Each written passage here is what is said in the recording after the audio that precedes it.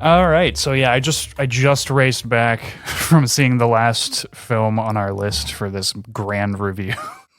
This grand review. Covering a whole year seems like a foolish task. I'm gonna get like blurb reviews out of this, and I also don't want to spoil these movies, shows / game for anyone. I wanted to say too, I gave you my end of the list. Did you have any books that you wanted to add? Because the only book that I read this year was American Prometheus in preparation for Oppenheimer. I'm trying to think. Let me see here. What did I read this year? It's one of the handy dandy things about the cell phone. Well, can you even consider it a cell phone anymore? Yeah, it's a portal to another world. I mean, it literally is. Yeah. Sock it to me, baby. Yeah, but a while back, you and I had been on the Movie Pass system together. That was a few years ago. Mm-hmm. But after AMC and some of the other theaters introduced their subscription passes, I moved over to that, and I looked at it as just a good way to see as many movies as possible. And I found myself much more willing to see things that I otherwise normally wouldn't have been interested in. And since I started doing that, my tastes have expanded quite exponentially. Yeah. And I'm really glad that that's a thing. It's made me much more adventurous in terms of what I take in and what I look at. And it's been a very good thing, I think, for the movie theater, big time. The subscription service you're talking about? Yeah, all different subscription services that allow you to, on whatever basis, go multiple times to the theater and feel more embracing of something on a chance, as opposed to paying for a ticket flat rate. Because I know if I had to pay $12 to see a movie, I would be less willing to be adventurous with that $12. Yeah. Well, is it more economically sound to do the subscription? What is it, monthly payment? Yeah, so on my service that I do, I go through AMC and I pay about $21 a month, and I can see up to 3 movies a week. And pretty much in any format. There's a very few that don't fall on that list, and it's like most often like special event films, like certain remaster re-releases, or like the Taylor Swift Eras tour or the Beyonce thing. Like those were all going to private funders, so they're the ones who determine what can be checked off that list. So there's certain things that can't, but for the most part, I can go check out IMAX and Dolby shows at the same cost to myself as a regular showing. So it's like, I'll just go see whatever even slightly seems appealing. Yeah, I mean, yeah, why not? So I had quite a hefty list of things that I actually made it out to the theater this year to see. So I figured we had Christmas for our release day schedule. We had New Year's as well. Mm-hmm. I figured, why don't we just, in the spirit of looking on to what's new and all the things, like looking forward to what you're going to make better about yourself, I said, let's take a moment to dwell on the past. Okay. But yeah, I saw a lot this year. I know you saw quite a bit this year. Let's go through here. I actually printed up my entire list of everything that I saw in theaters this year. All right, where do you want to start? Nah, I had some hangovers that I picked up from the year before, but their release schedule's kind of stretched in, so I'm still kind of counting them. Even though some of them, like they're the first few on my list, are definitely some hangovers from 2022. I started this year, the first that I saw right after last Christmas season was Megan, which was an interesting way to curve off the holiday season. But that was an interesting one. Blumhouse is an interesting animal of horror. They picked some, if nothing else, you're getting an interesting premise. And Megan got some criticism for being a lot like the reiteration of Chucky that came with like Mark Hamill and that team. But I still thought it was really good. It was an interesting AI. This year was very, very steeped in AI, fears of AI. And this one was one of the prime examples. So didn't that get decent reviews though?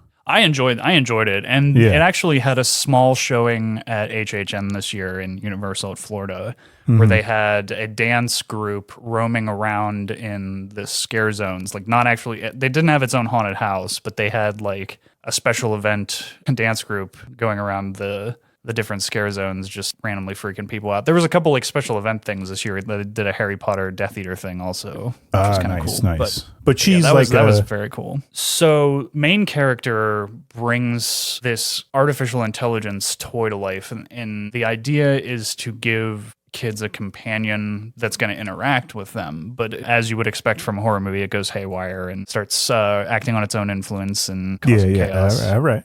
But not to get too deep, I don't want to spoil it for anybody that wants to check it out. But no, it was I was just give us a little taste of what we're getting in for. Just give us a taste. But yeah, it was a good one. I did enjoy Megan. I would recommend that one. Avatar: Way of Water was next up. I liked Avatar, but it's one that don't feel. I thought it was too close to the first movie to justify the amount of time it took to make it. I think that they really are going to have to pick up the pace with the next installments and really differentiate them. But I think it's on legs to be something great, but it's got some work to get there. Now, are you walking on eggshells because of me or because of something else? Well, because I don't think it's a perfectly established story. I don't like reviewing stories before they're completed, and I'm looking at Avatar as like one unified story that isn't fully told yet. So I really hesitate to judge it. See, I don't hesitate to judge it. Yeah.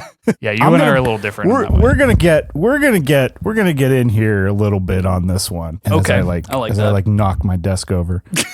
we tend out of to a fit of usually rage. agree, but I figure what year in review. Let's throw a little dig in a little conflict bit. sauce on this one. Yeah, I totally agree. Like, with the sense that it reminded me beat for beat of the first one. Yes. I'll say this. In terms of the CGI, the shooting, the production of it, all of that works. You know, and I will say this, that the CGI is definitely being taken to another level. Like they had visual effects YouTubers literally scratching their heads over how some of the stuff in this was done. So on a visual aspect, 1000% they're pushing the bar. Yeah. So with that, I'm like, okay, yeah, that is what it is. I'm not gonna sit here and say I could do that, because I can't. For me though, it all comes down to the story. It always has. If I'm not invested in what's happening on the screen, I don't care what you throw up. Everything else can very much fall apart. Yeah, and that's just me. I'm picky with my scripts. I'm like, you know what? God damn it! I bankrupted myself with a degree. Yeah, damn it! I've earned the right to be critical. I have the right to be a picky piece of critic. I love it, because it's the way you think about it. It's like the least important thing in the world. Who gives who cares what I think about it? Like, whatever. Like, if you if you like it, awesome. That's great. That's the great thing about art. We've said this before. It is not a zero-sum game, even though we try so hard for it to create it into one. Avatar: The Way of Water and the first one, it can still exist in the world, and it's perfectly fine. Whether you hate it, love it, kind of in the middle, whatever. It's okay. It works. It can be there. It doesn't have to. We don't have to hate someone who likes it or like someone that hates it. Anyway. Yeah. But yeah, for me, no, it just came down to the story. I just couldn't get into it, especially the runtime. It was a little long for my taste too. I am very interested in that the world building of it. I'm very interested in the old mythos that's definitely pumped in. Like we've talked about the last Airbender TV show. There's definitely a lot of similar mythology in this franchise, but I'm very hesitant to have full judgment of it until I see the full scope of what they're building. Yeah. That's where I'm at with it. Okay, that's fair. I respectfully disagree. Yeah. I don't respectfully disagree. F you, Brian. I disrespectfully disagree. I disrespectfully disagree. I think it's just because knowing that, like, how hard it is for anyone to break in to the industry from a writing standpoint, not just film, but like anything, you have to hook someone immediately. And I'm like, well, maybe it is an incomplete story, but this is what I have to go on. And well, also, as James Cameron has become the establishment at this point. I mean, he is the filmmaking establishment. Yeah. He's fought his way to the center of that. And he opens himself up to full criticism and being there. Yeah. And it's just, the way I look at it is like, well, if you're writing a book and I'll even give you like your first like 10 or so pages doesn't hook me. It's like, well, why would I finish it? And same thing with this. That's where I stand on it. One thing too, I did get really nitpicky about in it was the whales or whatever those things are that they're going after, that the humans are going after. I forget what they're called, but they just look like whales to me. Once again, natural resource of Pandora is under threat from humanity. Yeah, but I found it kind of interesting in my head where I'm like, here's this interstellar. Our civilization has become capable of interstellar travel, but the whaling method looks like it's in like the 19th or 18th century still, in terms of like how they get I hadn't thought of that, but the you're very right resource on out that of it. And again, that's like whatever. If I'm really into the story, I could forgive that. But by the time that started rolling around, I was like, I'm kind of checked out here. So Yeah. but not to continue. But yeah, that was defend yourself, man. I'm always my problem is I'm always open to being swayed. I like different points of view, so that makes for not very strong arguments sometimes. Next up on the list, I went and checked out A Man Called Otto. I wasn't deeply impressed with this movie. It was entertaining. It was a little bleak for my taste. Mm-hmm. But what was really interesting and what I did really like to see was I got to see my old friend Rachel Keller in it, who's really made her way into the industry at this point. It's really cool to see her being so super successful. Yeah. I saw her thinking of something I watched recently. Damn it. I should have come prepared with her other big hits that I'm aware of. I know she was in Legion. She was also in the second season of Fargo on FX. I think she was in with a good casting director involved with FX. That's why she kept getting Tokyo Vice roles. Tokyo Vice was the other big one she was in. Yeah, that's right. That is a good show. It had me up until maybe the ending, but yes, she was good in that as well. Yeah, she's doing good. I'm glad to see her getting some success. But after that, what else did I have? Babylon, which was I think that was also another one that was, I think Otto and Babylon were technically 2022 releases, but I saw them this year, so I put them on the list. So sue me. And I really enjoyed Babylon. I think it didn't get resounding critical success. It didn't get resounding financial success, but I think that it was a pretty darn good little expedient, whiplashy take on the silent era of filmmaking. Okay. Merging into the talkies, and it was a very jazzy, very chaotic, very intense take on that era, and I was like, this is something very different. And I'm very on and off the Damien Chazelle train. I don't know how I feel about him. I feel like I never will know how I feel about him, but he hasn't made a movie I've thoroughly disliked yet, so we'll say that at least. Okay. All right. That's fair. On from that, the continuing Marvel train with Quantumania, which felt like an episode of Rick and Morty thoroughly, to be honest. Yeah. I wasn't totally satisfied with how they handled Kang, but here was another one that I was like, I think I'm out on it. I don't know. Kang, and again, I don't know much about Kang's history. I will say this: when you're trying to make your next Thanos, you don't introduce him by having him defeat. Yeah, that's true. Yeah, it kind of like, I know he's got all the variants going on, but if I remember correctly, it sets the tone of non-threatening atmosphere. Him when he's defeated by Ant-Man, it just didn't. I don't know. It felt a little off. I even forgot. Now that I'm thinking back on it, I'm like, I totally forgot that. Jonathan Majors? Oh, no, not the actor, but the one who's in it, like his henchman who's like flying around. MODOK. Yeah, that's it. Who, at least in their strategic PR, was originally speculated to be Jim Carrey. Oh, really? And then it spun around on its head, and they gave us an old Ant-Man. I could see that, yeah. But yeah, that it was not. I don't think it was completely terrible, but it was not. It was not a tentpole Marvel movie. We'll put it that way. Yeah, it's still not. It's not fresh in my mind. I'd have to go back and be like, okay, what specifically didn't I like about it, or why wasn't? Because I do ask myself that sometimes, like. And then there are moments where I'm watching something or reading something, and I'm like, all right, maybe I got to give it another shot. Maybe I just wasn't in the right frame of mind, or I just, whatever. Could have been anything. Or again, like we said with Avatar, maybe once the full scope of what they, maybe not now that Majors is out, but maybe once the full scope of what they have planned is out, it may reflect differently. But that remains to be seen. Mm-hmm. Another on the list that genuinely surprised the hell out of me, Operation Fortune from Guy Ritchie. It was a really fun movie. Who thought that Aubrey Plaza and Jason Statham would have the on-screen chemistry that they have in that movie? Because it clicked for me personally. It clicked and worked, and I had a ton of fun. Yeah, you saw a lot this year. I definitely think I could have done more. I could have done more.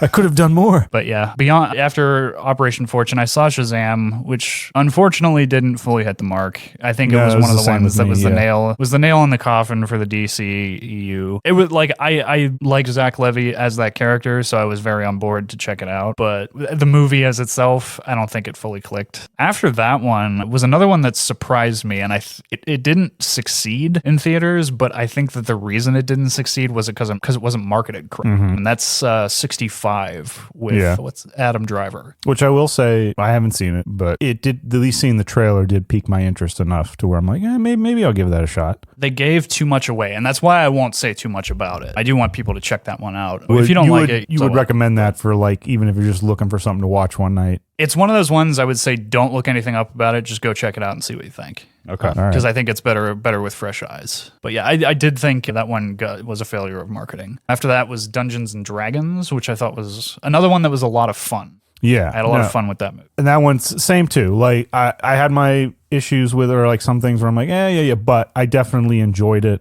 Had fun with it. I would recommend it, especially if you're a D&D fan or you just kind of want something. I took it as just kind of a love letter to fans of D&D. Here's like a roller coaster ride for D&D fans. The characters that they plotted out were just well thought out and how they were going to clash with one another and that sort of thing. Could you imagine being the writing room for that as a D&D fan? That would have been insane. Well, I mean, essentially D&D. That's one we got to get an episode on. We do. We're overdue on that, honestly. I mean, D&D it's writing. It's a writing exercise. That's essentially what it is. So, I mean, if you're some of the people we've had on, I know are big time D&D people. Like I know I've jumped in a few campaigns with Cody. Christina and I have always wanted to, but we've been on opposite ends of the country. So it's one of those things that just captures the mind of creative people. It's a good creative exercise, fun thing. Which is just, I don't think it's ever going away at this point. And then when you have things like Stranger Things bolstering it up in pop culture, it's definitely going to thrive.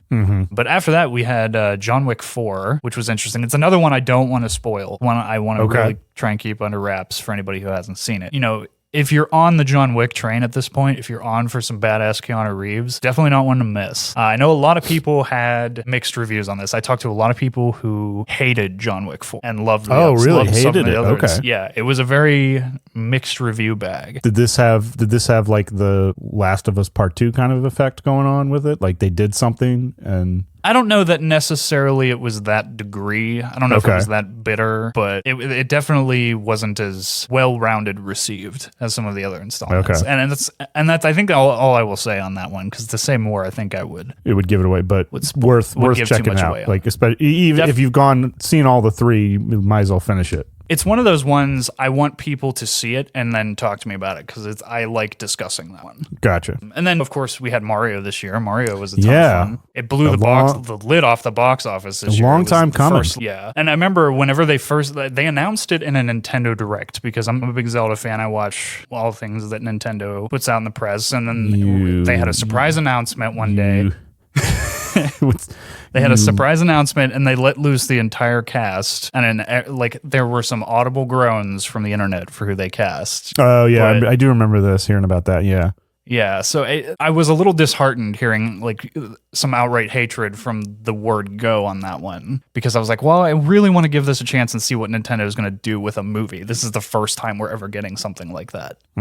So, and I was glad I lent it a chance, because I had a ton of fun with it. And did it need all the core voices? I think that's something up for debate. But that being said, I still had a great time with it. I still had a lot of fun, and I look forward to more. I look forward to them doing more with it. Yeah, and I having watched and grown up with Mario and the 90s Mario movie. Was it made, did it come out in the 90s or the other Mario movie? It was at least late 80s, early 90s, somewhere in there. Yeah. I want to say 94 sounds right thinking about it. Which, is the making of it in and of itself has become like mythical, I feel, among certain circles. It was nice to see. That plays Koopa in that? What's that? Is it Dennis Hopper that plays Koopa? Yes, Dennis Hopper is. I'll drop the stick, boy. You want that?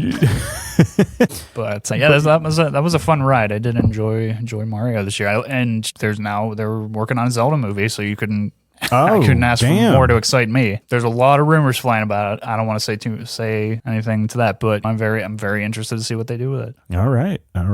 I didn't know a Zelda movie was actually happening. Yeah, so we'll follow that one as it progresses. But after Mario this year, I got out to see Matt Damon in Air. Air is the story of the company Nike courting Michael Jordan for sponsorship with the Air Jordan shoe that they became very popularized for in the 80s before they were the Nike we know today. The reunion of Matt Damon and Ben Affleck on screen. They haven't been together in a while. Well, I guess Last Duel was the last time, but still, getting to see them. Oh, yeah. It was pretty cool. I didn't see Air, but I did see Last Duel. Yeah. That was an interesting take, especially I like history. Yeah. So it was interesting to see what was essentially in the title of The Last Duel of back when they allowed it in the Middle Ages. I like how they told that in the sense of like you're seeing it from one person's perspective, then you're seeing it from another, and then finally another. And you kind of have to piece together what happened, what went on. Yeah. Air was a very interesting story, though. I didn't know quite. I mean, I that historical drama type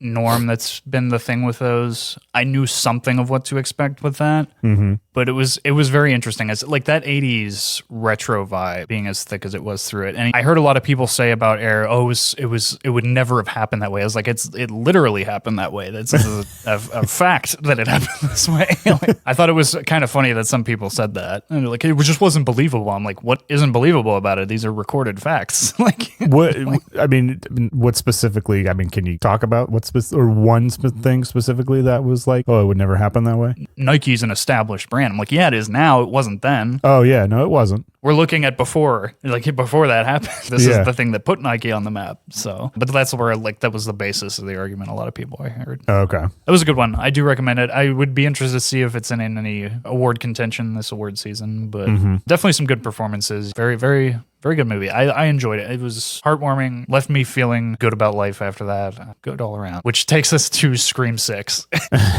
I still haven't seen Scream 2 through 5 or 6. Some of those sequels are worth it. Some of them lean into the hokiness in the right way. I would say the franchise is limping on at this point and trying to be something that it isn't. And now knowing what we know about Scream 7, it's not looking good. Oh, there's a Scream 7 coming out? Scream 7, they've built, over the last two installments, they've built out an entirely new cast of characters. And between this year's Scream 6 to the upcoming Scream 7, they've lost two of the principal characters to creative and financial disputes. Oh, God. It's now working on acquiring its third director. It's not looking good. But we'll see. The worst things have been turned around. I may eat my words. Scream 7 Best Picture 2024 may be a thing. Who knows? Or Screven as that wouldn't work. Who knows at this point?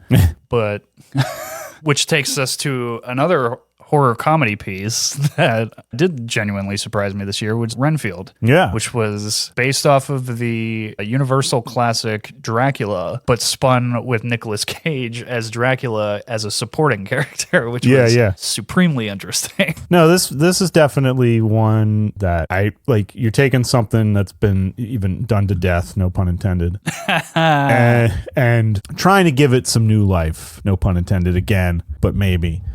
But yeah, just again, bringing that new style. What I thought worked so well about it was that it wasn't trying to reinvigorate a franchise. They just had fun, goofy-ass Dracula idea, ran with it, and was like, this is kind of fun. We're just going to have fun with this. And that's what they did. It was a super gory horror comedy, which is very much up my alley. Yep. Speaking of gory, I mean, that leads right in. Leads us right into Evil Dead Rise. Yeah. Which was genuinely horrifying. That I did not expect an Evil Dead movie without Bruce Campbell to impress, and it genuinely did. Yeah. No, this one, I enjoyed this one too, having watched it. And one thing that stuck with me was, it's only like 95 minutes or something, I think the whole movie is. Yeah, it was relatively short. Yeah, but I was just like, I was all for that. I'm like, oh, perfect. You don't like... You can tell a story in under 2 hours and it still be good. Yeah. I've noticed like now everything's got to be like, we got to go 2.5, 3.5 hours. And I'm like, again, that's fine as long as it's warranted. Yeah. But this one, that was one of the main things I noticed was like the pacing, the cadence of this one. I just was like, it was just a soothing spa treatment for the creative soul. Well, it also, a lot of people said that it surpassed the previous remake. And I think that that's a toss-up because they're very different takes on the material. But I thought that it genuinely tried something and took some chances and did some interesting stuff, if nothing else. Yeah. Which leads us into one of my favorites that I saw this year. I don't know how I would officially rank. I'm still letting this year stew a little bit before I officially rank this year, but Sisu would definitely be on my tops list. I gotta say that was one of those ones that would come up all the time. The trailer for if I'm trying to watch something online, and they showed the trailer for a good while in theaters because especially after the writer's strike initiated, we had that hangover period where the theaters kind of stalled a little bit, and then we were seeing the same trailers over and over again. And that was one of them, and I was glad that it got stuck in my head because it forced me to check it out. That's the point. That's the point of the trailer. Yeah, it's one of those ones I don't want to say too much because I want people to check that one out. I want people to take a look at it and give it a shot because it's a genuinely fun movie. Also has a lot to say with a middle finger involved. That led us into Guardians 3, which was a mixed bag for me, but overall very positive. Yeah, it was a mixed bag for me too. It left me feeling the feelings. The story of Rocket, I'm not going to say too much. I don't want to spoil it for people, but the story of Rocket, getting some information about his backstory, seeing his roots, where he came from, understanding more about his character, led to a very well-rounded view of this as a trilogy. I think that Guardians sits a little separate from the MCU in terms that it's one of the most independent of the storylines that the MCU has to offer. It definitely has its own style going on, and maybe that's attributed to James Gunn, but definitely rooted into Thanos and the Infinity War Endgame saga. So it definitely is rooted into the main storyline. For something that it does have that, it also sits very much on its own. And I think that it sits as its own isolated trilogy more so than a lot of the other presented independent characters. Yeah. But it was good to see a good send-off for these characters. Good to see, as Gunn had his past issues with Disney and Marvel, we were going to get a send-off with them in some manner, but I was glad to see him be the one to usher them out and take a step into the next chapter for them. Yeah, and now he's the head of the DC EU, but who knows where that's going. Yeah, a lot is left to be seen on that front. But I hope for the best because I think DC needs some good life on their end. So what's this next one? Yeah, the next one's very interesting because I thought this one I haven't even heard of this one. This one was written and directed. This is Fool's Paradise. This was written and directed by Charlie Day. Okay. Oh, all right. Written, directed, and starring Charlie Day. Holy. He pulled a Charlie Chaplin. Charlie Day pulled a Chaplin. Ironically enough, that you mentioned that, it is very much in the style of Charlie Chaplin. Oh, and very much paying homage to it, and it completely and totally bombed in the box office. Damn. And I felt very bad for Charlie Day because I personally enjoyed this movie. I admit it's probably not one that's everybody's cup of tea. Yeah. It's very much like we're fans of the silent film era and a very unique sense of comedy, but I loved that movie and I'm glad that he made it. I know it hurt his wallet. I know it hurt his, I want to say, sensibility for filmmaking, probably, given it's how it was received. But all the same, I hope that he continues on doing that. He included a lot of people from It's Always Sunny, you could tell. A lot of people from his comedy film career as an actor. He definitely pulled in some favors and some friendships for this, which I was glad to see because Glenn Howerton's part in it is absurd. But it was a good one. I did enjoy it a lot. No, and that's always the sad thing too, is like, just because something bombs at the box office or doesn't make a ton of money doesn't necessarily make it a bad movie, and vice versa. Exactly. And also, this was a tumultuous year for the theater, especially with the multiple strikes occurring around this time. It was tumultuous, to say the least. This was one I hope gets a resurgence and in the home video market. For one that did do decently well, let's go on to Fast 10, which I think completely, I don't know if I can ever forgive the Fast saga for not marketing Fast 10 as Fasten Your Seatbelts. You had that one for ages going, like, they better do I had that in the chamber. Like, I think since, like, probably Fast about 8, maybe? Fast at 8. the earliest, yeah, at least? about the time that Fast 8 released. I remember talking to a few people about that. I was like, if they don't market Fast 10 as Fasten Your Seatbelts, they're missing. Yeah. And of course they didn't.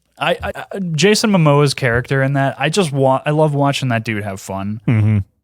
Vin Diesel at this point, he shows up just to roll out of whatever vehicle and just scream the word family. And I'm at this point, I'm just in for the ride to munch down some popcorn and watch that happen.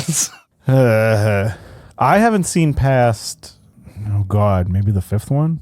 I just can't keep them all straight anymore in my head. I'm like, what who? You kind of got to binge them. That's really the only way to keep the nonsense straight. So what you're saying is I got to put these on the fast track and just binge them out. No, yeah, it's one that I think they're fun to just discuss with people in their absurdity. They are very self-aware that they are absurd. Yeah. Let's see. After Fasten, that brings us to another one of my surprised favorites of the year, which was Blackberry. Yes, was this Glenn Howerton too? Glenn Howerton was in this, and I first caught a word of this on the It's Always Sunny podcast. They had been discussing why Glenn had shaved his head, but they wouldn't, because of NDAs, they wouldn't name what the movie was. And I kept getting super interested, and I was like, what is going on here? And then I found out through a trailer release that it was this slightly drama comedy take on the origin stories of the BlackBerry phone. which is so strange to think about. Like, I didn't think the BlackBerry was as revolutionary as that, but I guess then again maybe it was. There's a pitch that occurs early on in the movie that the two guys who come up with the actual like technical idea of what the BlackBerry was to become and how they pitch it is one, like, they set the tone for what this movie is, like, very early on. And I'm like, oh, I'm on this ride. This is going to be ludicrous. And it's definitely one to watch. But I enjoyed the hell out of him, especially in this movie. Jay Baruchel and Glenn Howerton completely sell this movie with their performances, 1,000%. Their dynamic in this and their performances, 1,000%. Comedy, drama, gold. And that's always good too when you can get good performances. And that there are times when I will say that a performance can keep me hooked, even if I'm not into the story. If the performance of the actor is just so damn good, I'll continue through. Yeah. And then we had the utter beauty of Across the Spider-Verse. I love that movie. Yeah. I've been on a bit of an obsession with animation lately, and I think that they're largely responsible for kicking that forward. That movie is just, at any given moment, you're looking at 6 or 7 different animation techniques, and they are definitely leading the charge on innovating animation. Yeah, no, I got to say, like, I think I still enjoyed the first one a bit more, but once again, it's just because this one ends on a cliffhanger.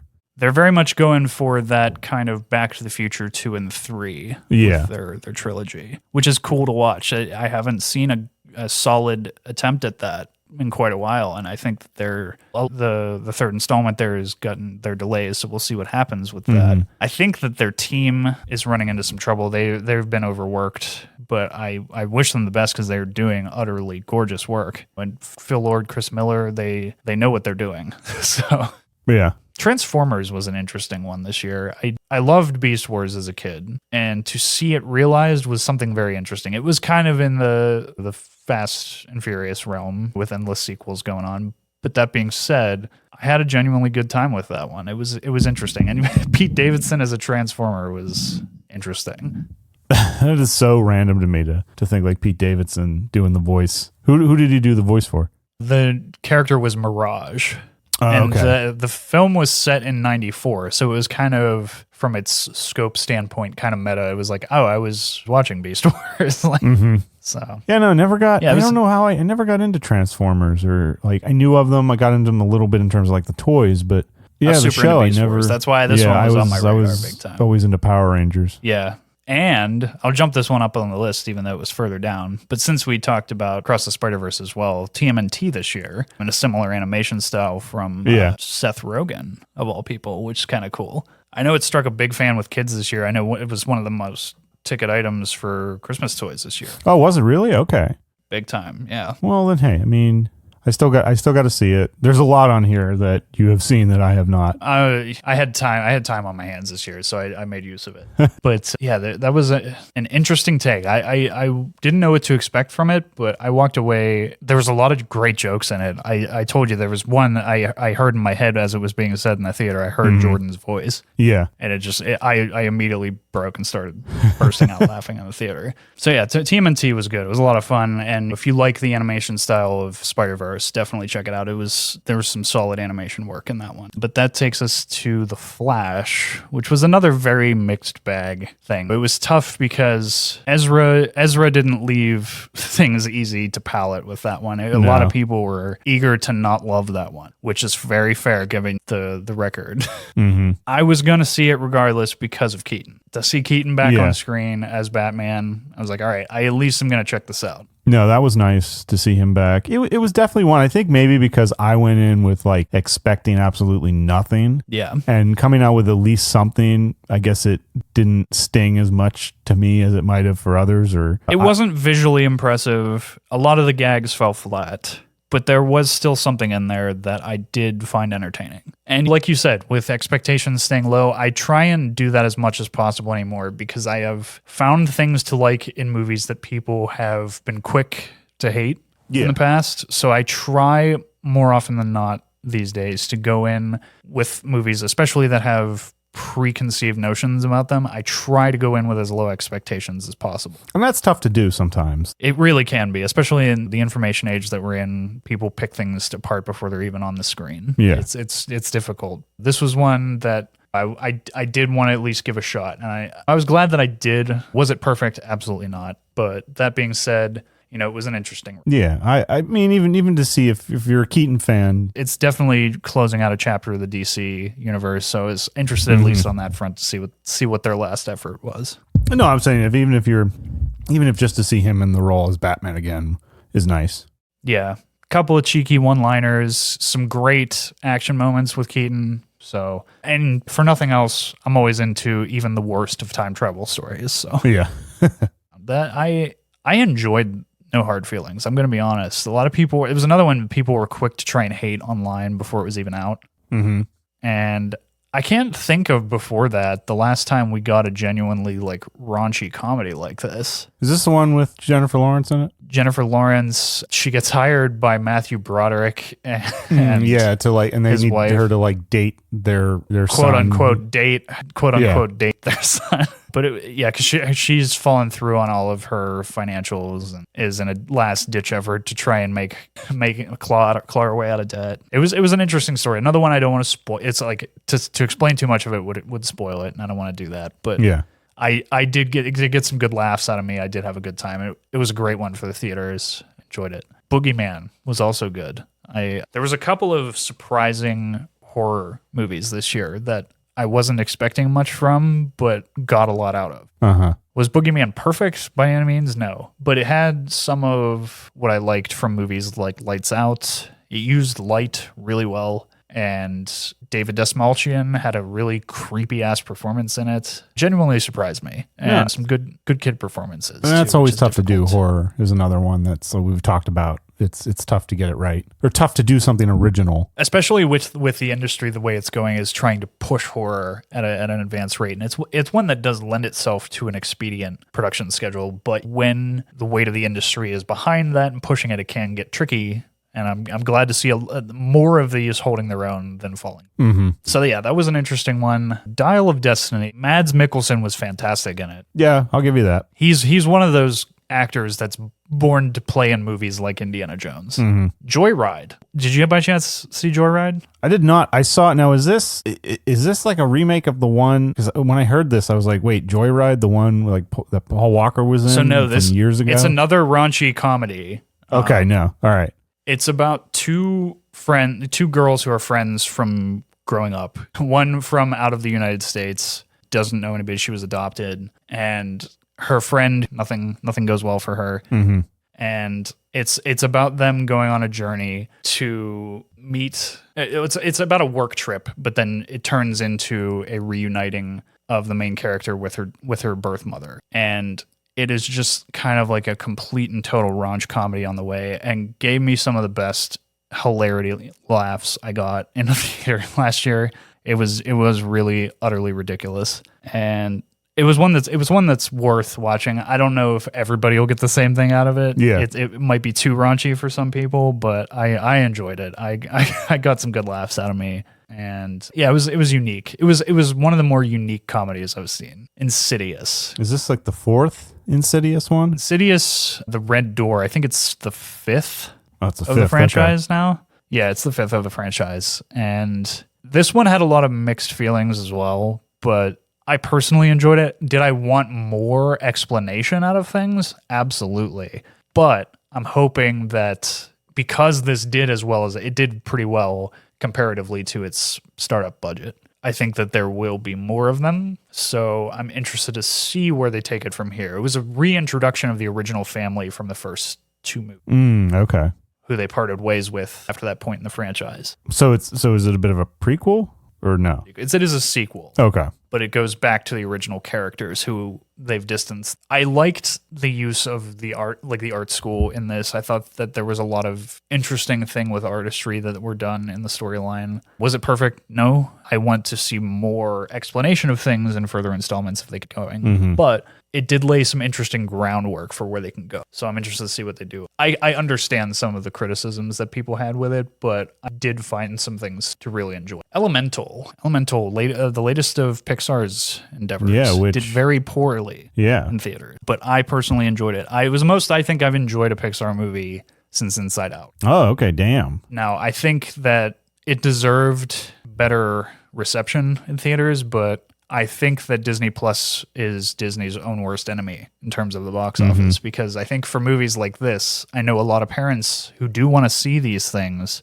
and do want to see them with their kids will wait until they show up on Disney Plus. Yeah. So that makes for very interesting analytics in terms of the box office, because I think that, like I said, Disney can be their own worst enemy in that regard. I did think Elemental was I teared up a little bit, honestly, in Elemental. They got all right, so that one's worth. I mean, because I've gone that route too. With like, I look at a movie anymore, and I'm just like, I'll wait till it's. Which I don't think is a good thing. I think when we have these subscription services, like it should be incentivizing people to go to the theater. When we have the tug of war going on with streaming, I think it's kind of going the other way for a lot of people. Well, which is unfortunate. I mean, I think having that subscription service is nice. I mean, I at least do like what you said. You get what, 3 movies a week? 3 movies a week in any format, which is pretty great. Yeah. Yeah, so after Elemental was one of the movies I was like waiting for the most this year, and I do have a fair bit to say on this one. Okay. Mission Impossible: Dead Reckoning. Now, Fallout, the previous installment, I believe to be one of the best action movies of the last decade. Wow. Okay. It has by far the best stunt teams, some of the best practical effects teams in the business involved in that franchise. Not to be confused with the 1947 film Dead Reckoning. Yes, there are a lot of backwards homages in this. Like there's mention of the Orient Express. There's some submarine film little characterized references as well. Dead Reckoning is absolutely in terms of its messaging, was pitch perfectly timed, because it's, not to get too spoily territory, but it is very much a competition of AI storyline, which came out right about the time that the actors' strike was to hit. And the conditions of it was centered around AI replication of acting talent. And I was like, the timing was perfect, but they also headed out to face off a week early from Barbenheimer, which destroyed their numbers. Yeah, which is like, I mean, I know sometimes you don't get to pick when it's coming out, but... Oh, he got the pick of the litter when he to go did? out. Okay. He thought he could face them, and that was a bad choice. Because when a lot of industry types who go to the movies regularly, who have the money to spend on going to the theater, when they have to now all of a sudden be sparingly with the actors and writers strikes in full force at that time, they're saving up for Barbenheimer. Yeah. So it did wallop pretty hard. They made their money back. They did okay, but Not It well, should have been a juggernaut action movie. They didn't break the bank like they were hoping, yeah. Yeah. And I actually just rewatched that today as well. And I think they did make a very solid movie in a lot of ways. I don't think it's as good as Fallout. I don't. But that being said, it is a very good action movie and it is very well executed. Mm-hmm.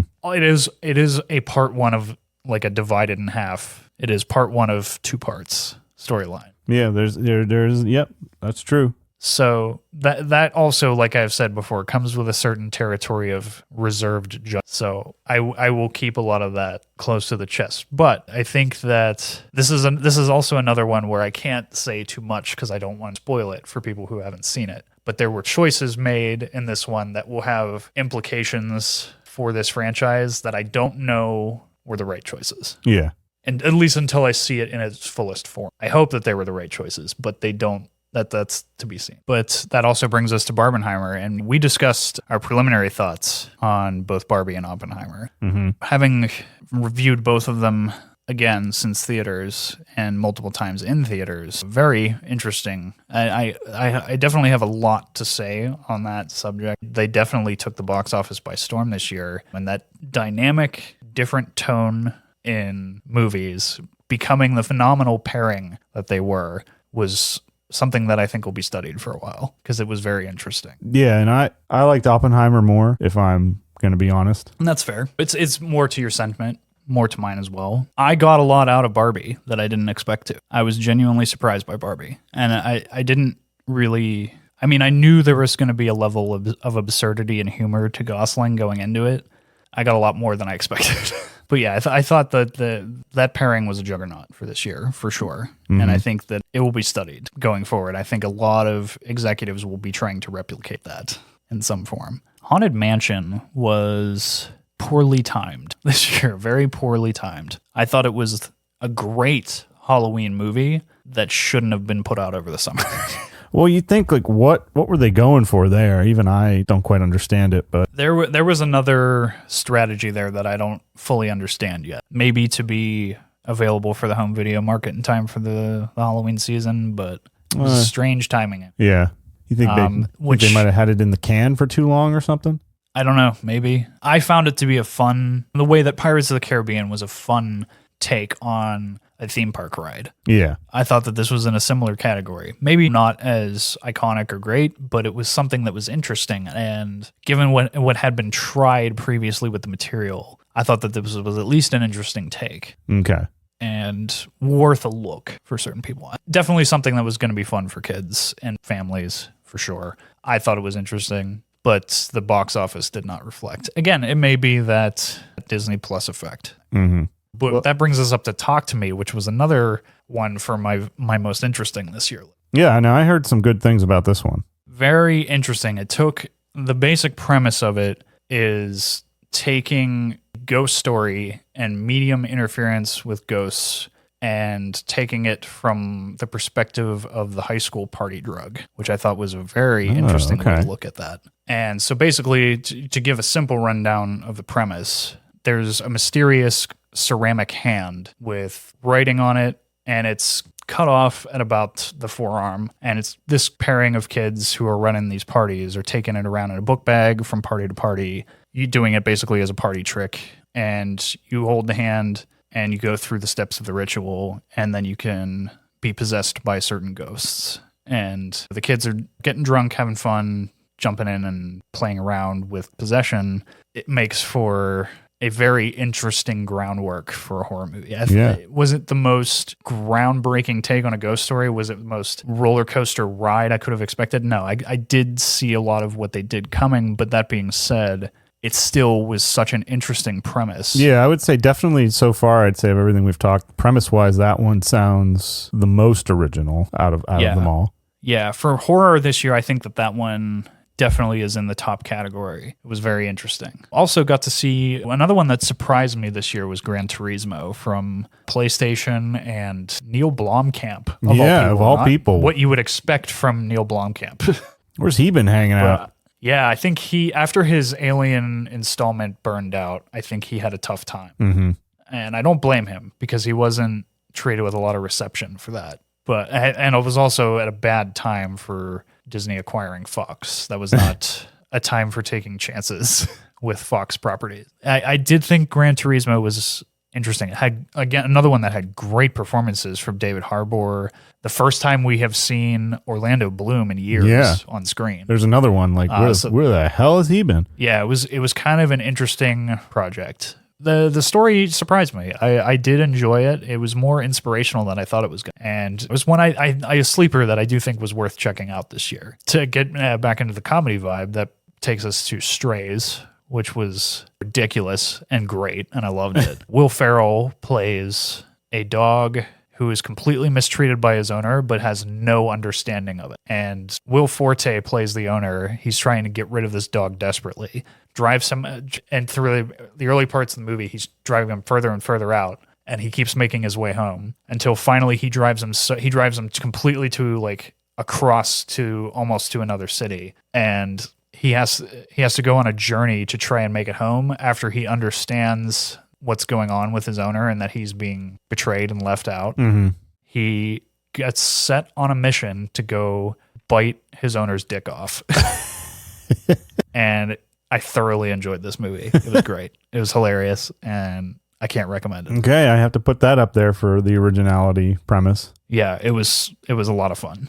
And that brings us to one I know you recently caught up on. Yes. And I've been interested to talk to you about Last Voyage of the Demeter. Yeah. This I enjoyed it. It's definitely another take. Well, here we got another take on Dracula, and it's just based on. It was a Dracula heavy year. Yeah. With this in Renfield for sure. And this, so it's like how are you going to do it? How do you inject new life into something that's been done before a ton of times? How do you give it a new angle?